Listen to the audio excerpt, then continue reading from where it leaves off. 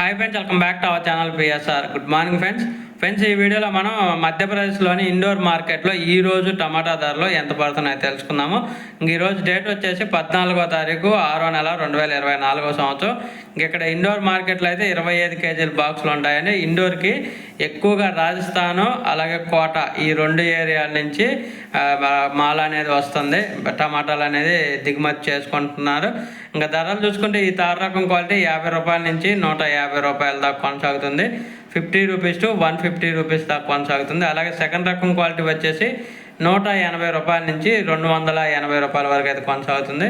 180 rupees to 280 rupees వరకు అయితే కొనుగోలు చేస్తున్నారు 25 కేజీల బాక్స్.